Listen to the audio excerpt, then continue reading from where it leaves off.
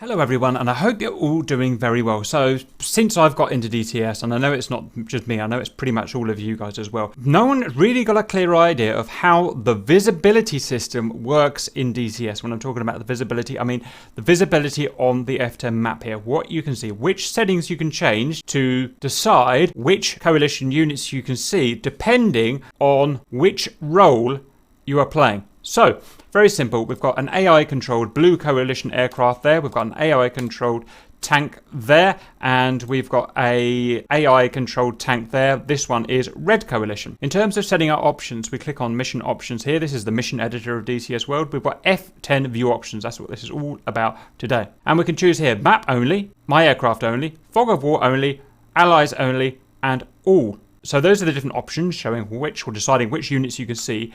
But if we go and play as a game master or a tactical commander or a JTAC/operator or an observer, you get wildly varying, almost random results of what you can actually see depending which option you've got set here. So I've done all of the tests and we can sort it out finally. So before we go to the chart, I'm just going to explain what these are. So all, if we are a player, if we are in an aircraft, or if we're driving a combined arms tank, then with all we can see all red and all blue coalition units at any range. If we choose allies only, then we can see all of your coalition on the map at any range, and you cannot see the red coalition. If you choose fog of war, and this is probably, if I'll come back to fog of war, if we choose my aircraft, we can see our aircraft only, none of the other friendly coalition, and none of the hostile coalition.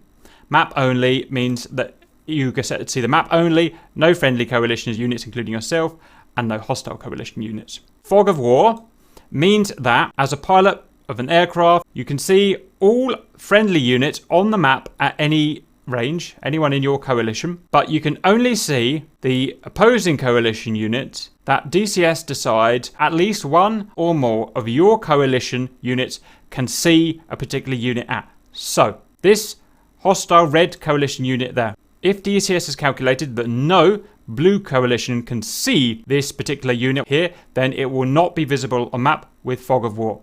If it decides that one or more friendly coalition unit can see this unit or group here, I should say unit actually, not group, then it will be visible to all of the other players on the friendly, in this case the blue coalition. So as it stands, no one can see this red unit. That airplane's too far away. This tank's too far away. If the tank was close like that, then we would be able to, and with line of sight, then we would be able to see it, and you could see it. If this aircraft was close like that, then we would be able to see it. In terms of what criteria exactly does DCS decide that yours or a friendly coalition unit can see the hostile coalition unit in question is done fairly intelligently. It's done by unit skill, which you've got here, unit range.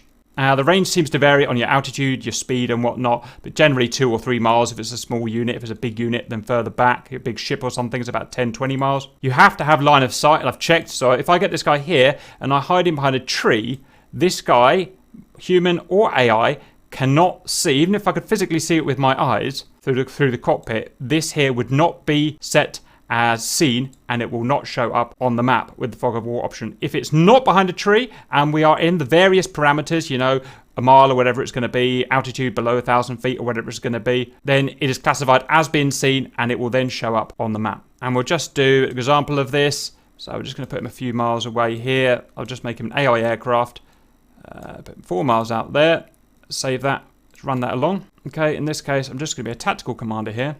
So we can see, as things stand, as a tactical commander on blue side, we cannot see him. At some point, it's going to decide he's going to be parameters to be seen. There we go there. So you can see clearly there.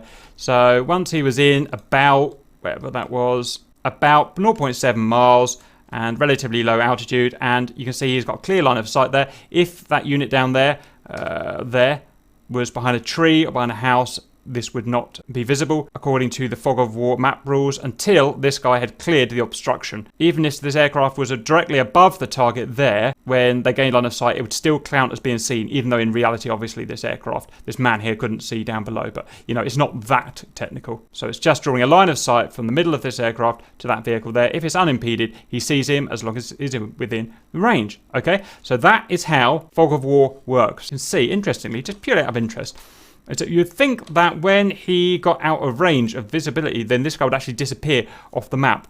In reality, and I just don't think this is probably working properly at the moment, I don't know, I may have that wrong, but in reality it does not disappear, I think, until this guy moves or does something. So this guy could then just fly away 1,000 miles and we'd still be able to see him on the map, I think, until he moves or does something. Okay, so let's recap. So we've discussed the options here and how they determine what you can see on your F10 map if you are a player. Now, that is different to what you get to see if you are in one of these slots. And that's where the confusion has been coming. So what we'll do is quit DCS now, look at my data and just talk through it. So there are 25 possibilities of what we can have. Here are the 5 F10 mission options, and here are the 5 different tasks you can do. You can be a pilot, which is the same thing as being a driver in a vehicle as far as DCS works. You can be a JTAC, you can be a tactical commander, you can be a game master, or you can be an observer. I tried all 25 scenarios out, and this is how it works. If you select map only in the mission editor, then the pilot will indeed see map only, but the JTAC will be able to see red and blue units full time, and red units on a fog of war basis as described before. The tactical commander will be able to see both coalitions but the hostiles on fog of war basis. The game master will be able to see everything all the time at any range, and the observer all at any range. If we select my aircraft only, then a pilot or a driver will see indeed yourself only, nothing else. The JTAC and the tactical commander will see red and blue coalitions, again hostiles based on the fog of war basis, friendlies all the time everywhere. And the game master and observer can see everything. In fact, the game master on the observer, on any rules that you set here, can always see everything anywhere all the time. If you select fog of war, you as the pilot can see fog of war as we described.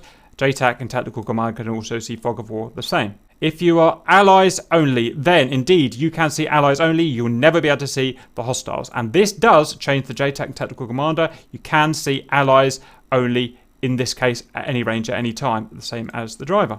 And finally, all is an obvious one. Everyone can see everything all the time at any range.